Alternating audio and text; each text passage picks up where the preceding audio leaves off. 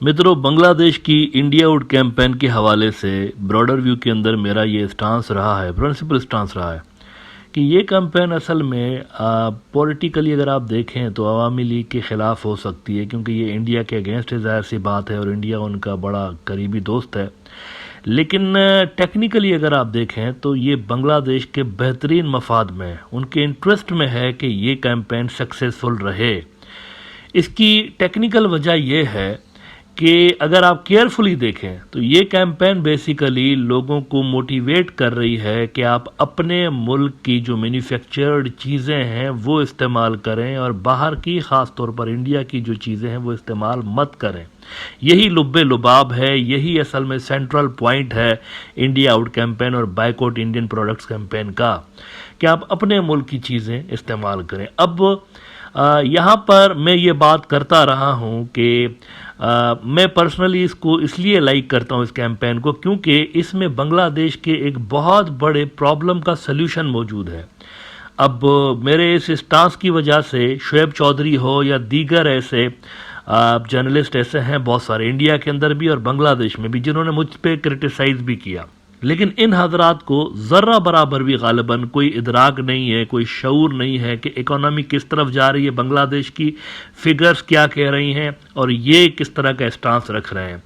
देखें, इस वक्त जब हम बैठे हुए हैं ना 2024 के अंदर, मार्च 2024 में, तो बांग्लादेश के नेट रिजर्व्स जो हैं वो $15 बिलियन तक पहुंच चुके हैं।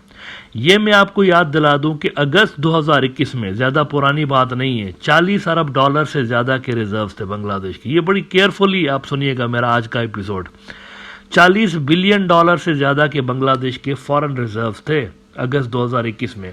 उसके बाद यूक्रेन की जंग छिड़ी और मुख्तलिफ मामलात दुनिया के अंदर हुए, जिस वजह से डॉलर के क्राइसिस दुनिया में पैदा हुए, महंगाई बढ़ी, ऑयल प्राइसेस भी बढ़ी, बहुत सारी चीज़ें महंगी हुई। और बांग्लादेश है इंपोर्ट ओरिएंटेड कंट्री, ये बहुत सारी चीज़ें इंपोर्ट कर रहे होते हैं बांग्लादेश के अंदर, तो इनको डॉलर चाहिए होते हैं। अब इस वजह से हुआ यह है कि मैसिव गैप क्रिएट हुआ है, ट्रेड गैप बांग्लादेश के अंदर क्रिएट हुआ है इंपोर्ट और एक्सपोर्ट के अंदर, जिस वजह से तेज़ी के साथ बांग्लादेश के डॉलर ख़त्म होते चले गए और ये बड़ा डेंजरस किसी भी मुल्क के लिए सिचुएशन होता है।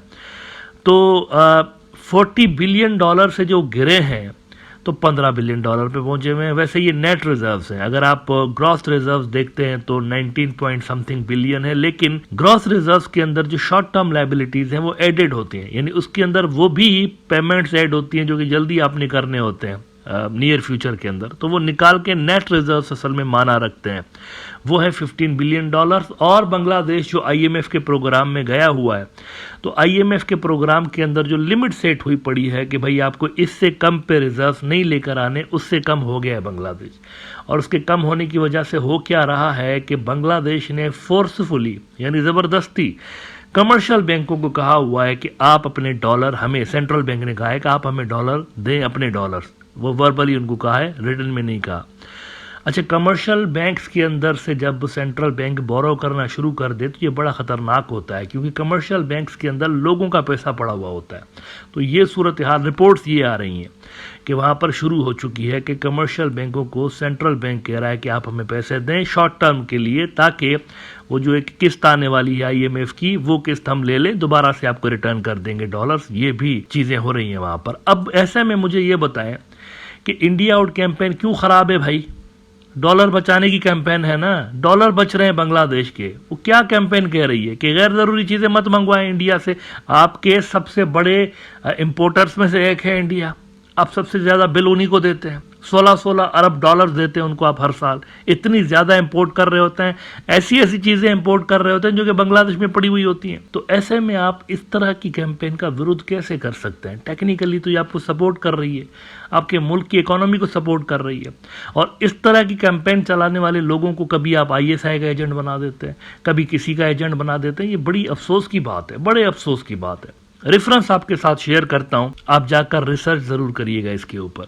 और ख़ास तौर पर मैं कहूँगा उन लोगों के लिए जो कि इंडिया आउट कैंपेन रन करने वालों को कभी किसी का एजेंट बता देते हैं तो कभी किसी का एजेंट बता देते हैं, ये टेक्निकली आपके मुल्क के फेवर में एक चीज़ हो रही है, लिहाजा इसका विरोध नहीं होना चाहिए। आप ज़रा देखिए, कुछ अर्सा पहले जब ये सारा सिचुएशन हो रहा था, जब ये तेज़ी के साथ डॉलर्स गिर रहे थे, तो अल जजीरा ने देखें क्या खबर लगाई थी।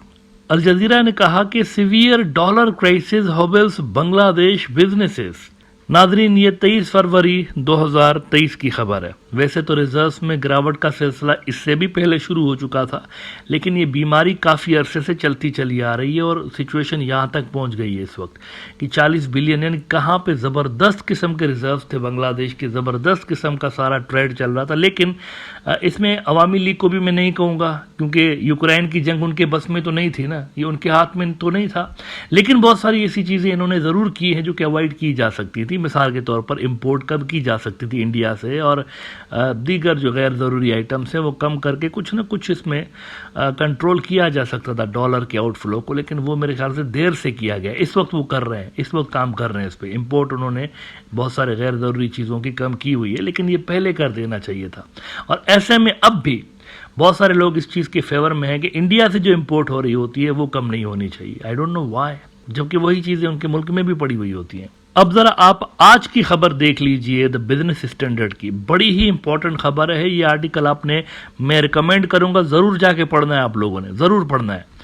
इसमें लिखा हुआ है कि desperate to build net reserves, Bangladesh bank asks banks to sell swapped dollars. Central bank कह रहा है छोटी बैंकों को, कमर्शियल बैंकों को, कि अपने डॉलर हमें दें टेम्पररली, ताकि हम आईएमएफ के थ्रेशोल्ड को मैच कर सकें और तीसरी जो किस्त आने वाली है पैसों की वो हमें मिल जाए।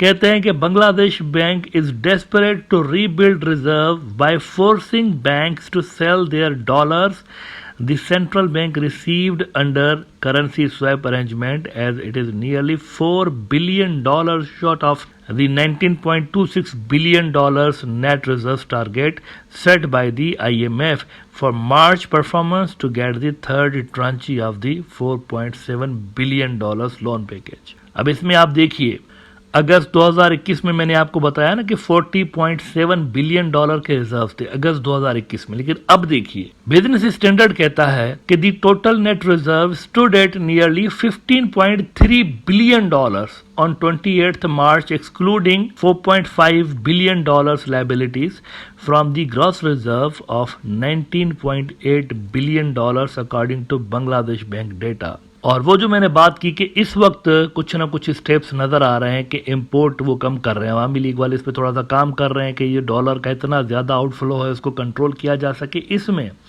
बिजनेस स्टैंडर्ड कहता है कि imports dropped by $21 billion in 2023 due to various restrictions imposed by the central bank to tackle dollar shortage, which eventually turned current account balance into surplus from deficit।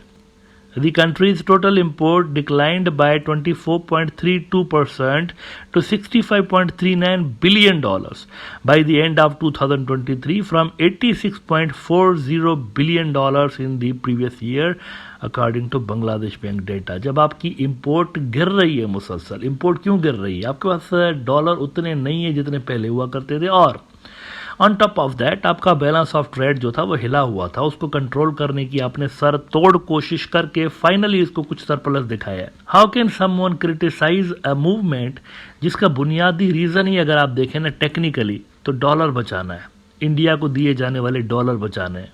तो यहाँ पर सवाल तो यही पैदा होता है कि अगर एक जगह पे मुल्क में डॉलर बचाने हैं, उसके लिए सारी की सारी जद्दोजहद हो रही है, स्ट्रगल हो रही है, कोशिश हो रही है, तो आप ऐसे में उस कोशिश को अगर आप ब्लॉक करते हैं तो क्या ये मुल्क के नेशनल इंटरेस्ट में है? क्या ये मुल्क के नेशनल इंटरेस्ट में है? क्या आप ऐसी मूवमेंट के खिलाफ बात करना शुरू कर दें, लंबे लंबे आर्टिकल लिखना शुरू कर दें जो कि बेसिकली मुल्क के फॉरेक्स के प्रॉब्लम्स को सॉल्व कर रही है, एक तरह से देखा जाए तो लोगों को मोटिवेट कर रही है कि अपने गुड्स और सर्विसेज यूज़ करें बजाय आप बाहर की, क्योंकि बाहर वाली जो गुड्स और सर्विसेज होती हैं उस पर डॉलर पे किए जाते हैं। तो मेरे ख्याल से जो लोग इंडिया आउट कैंपेन के विरोधी हैं या बैकआउट इंडियन प्रोडक्ट्स कैंपेन के विरोधी हैं, उनको थोड़ा सा इकोनॉमी पढ़नी चाहिए, उनको थोड़ा सा जो फाइनेंशियल सब्जेक्ट्स हैं ये पढ़ने चाहिए, और उनको थोड़ा सा देखना चाहिए कि टेक्निकली वो कितना बड़ा ब्लंडर कर रहे होते हैं। इंडिया आउट कैंपेन का जो विरोध कर रहे हैं लोग, उनके अगेंस्ट लिख के और बात करके कितना बड़ा ब्लंडर कर रहे होते हैं बेसिकली। और ये लोग जो कैंपेन चला रहे हैं असल में इनको आपको थैंक यू बोलना चाहिए कि आपके मुल्क का प्रॉब्लम सॉल्व करने के लिए इतनी बड़ी स्ट्रगल कर रहे हैं।